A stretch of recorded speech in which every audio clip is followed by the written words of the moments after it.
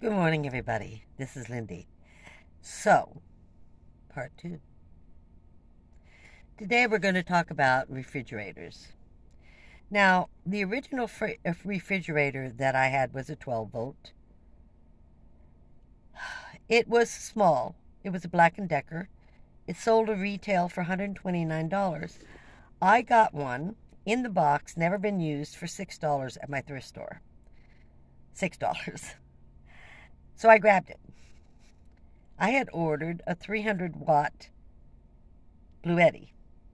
Did not know you had to have regulated 12 volt, and the original Blvd I got was not regulated. So it wouldn't run the refrigerator, and I was so angry, I gave it to my neighbor, who just loved it. He was a hunter, and he went fishing all the time, and he had never bought a refrigerator, and just loved it, because it ran on my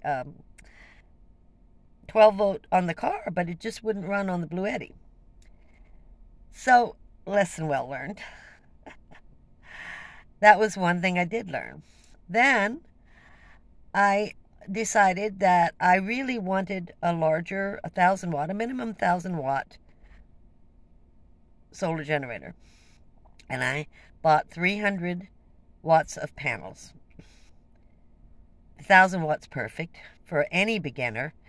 It's a Blvd. It's 2 years old. It runs like a clock. It's just a workhorse. I love it to death.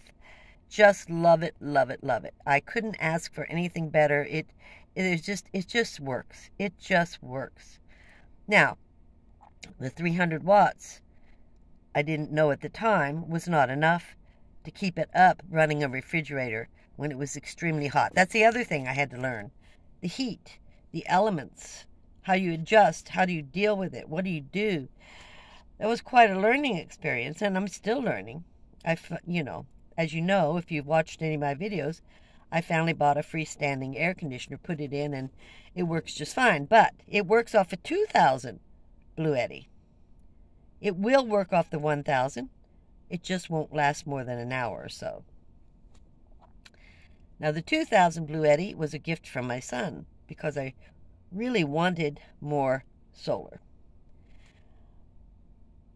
I didn't add until about 6 months later, after 2,000, another 200 watts of panels.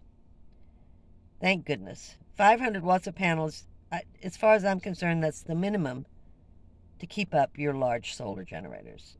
You just need it. I have a 1500 Chevy Express, 2013, and the roof will handle 6 100-watt panels if you put it on there right. I have 500 watts on the roof. Best decision I ever made. I wished I'd have started with 500, but I didn't know. I just didn't know. We don't know. You don't know the kind of adjustment you're going to have to make when you move into a van that you can't stand up in. You have no idea. So it's a learning experience. It's how do you deal with this? You're sitting in a van for 24 hours a day. Now, I worked,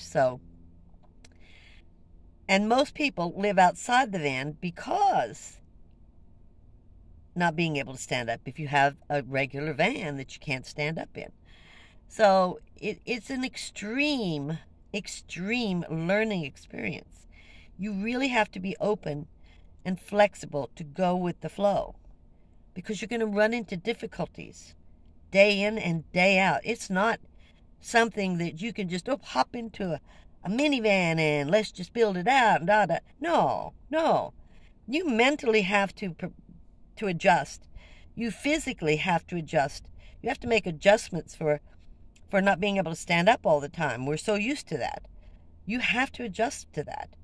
You have to adjust to being a minimalist, which I'm not. I'll tell you all the time I'm not.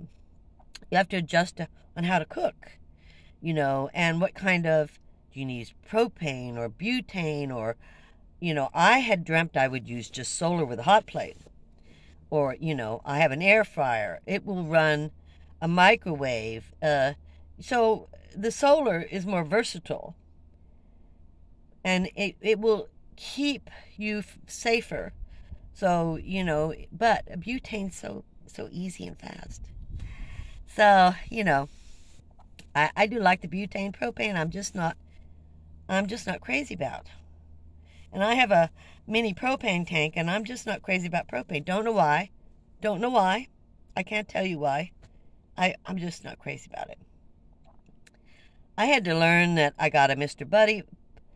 Mr. Buddy, I'm sure, works for a lot of people, but they break down a lot.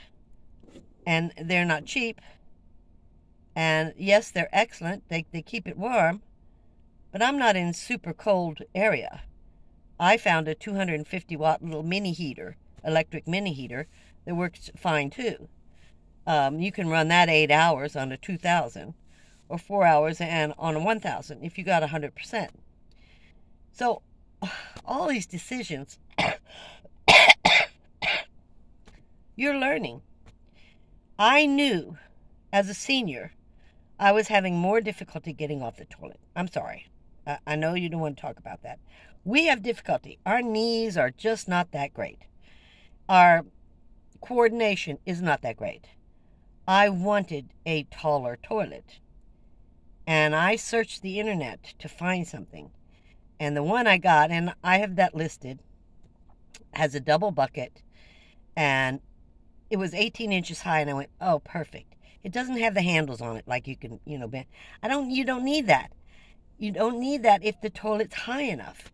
But if they're lower toilets, you have to have some way of getting up because your knees just aren't working. So I researched the toilet.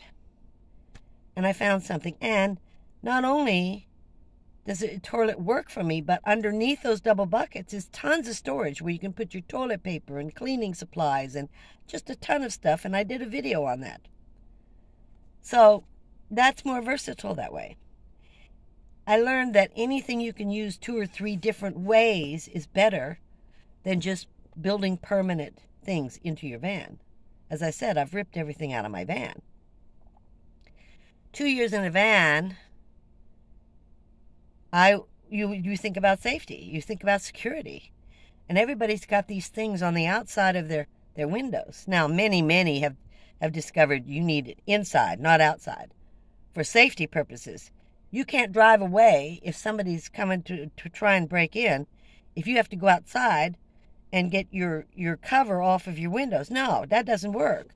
You need it inside. So I clip mine to my, I don't know what you call these. You flip them down. You know what I'm talking about. See, my mind just went zero. And that I just learned that was easier. And it's supposed to be outside, but I have made it work inside. So this is the cover so I can cover up my windows. I just finished doing side window covers. I'm using Reflectix, 2-inch Reflectix, too big. But they work perfectly for me. It's okay. All these little things you have to decide. I bought a little shower thing, and it lasted like 3 times. The frustrations of trying things out and them not working for you. Now, mind you, everybody's different. We all are different. And so the way we live is different. And each thing we use, excuse me, each thing we use in a different manner. But I learned you have to have versatile things. You can't just, and they always talk about it. They always talk about it. If it can be used for one thing, it should be used for 2 or 3 things. Don't just buy just to be buying. Measure. Make sure you have the room for it. I think one of the things that I would sell you the most on is these file cabinets are fabulous. And I would suggest everybody buy file cabinets at the thrift store. I mean, I got a 2-drawer for $6.50, and I got a 4-drawer. It was supposed to be $10, but you know the story. I bought 2 of them, and I only got 1 because I was loading it myself. So it's $20. That's very little investment. Best thing in the world for me. Hassocks. I started out, I do not know how many storage things I have bought. I can do another whole van with the store. I have totes, and I have drawers, and I have I have so much different plastic storage, plastic drawers. They don't last. You have vibration. They sweat, condensation. I mean, it goes on and on and on. How do you deal with it? You know, the condensation. You know, my toilet has condensation, and I will explain how I deal with that, which is kind of surprising. But all of this you have to learn how to deal with.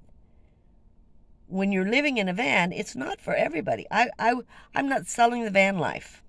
I'm not selling it. I'm telling you it works for me.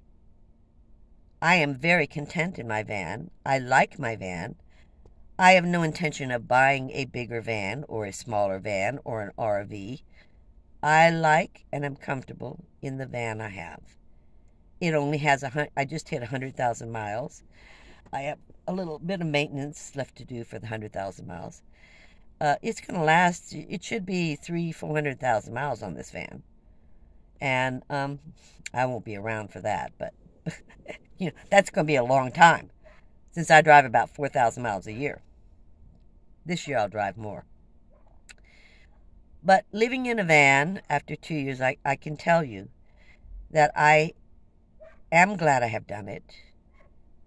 It has been a very interesting time in my life. I'm looking forward to another year. And I want to be able to do this until I can't, just to save money, pay bills, and travel, if I can, if my health allows. And you don't know what your health is going to be like tomorrow, but I'm going to end this video. I just thought I would give you a part 2 on things I'm learning about living in a van, and being very realistic with you, so that you don't get shocked when you move in, that you're kind of, no one's ever prepared for living in a van or a vehicle or a car or a minivan. Nobody's actually prepared for it. Full-time, not part-time. Full-time means it's a big adjustment. Thank you for watching. Please subscribe. Give me a thumbs up. Camel.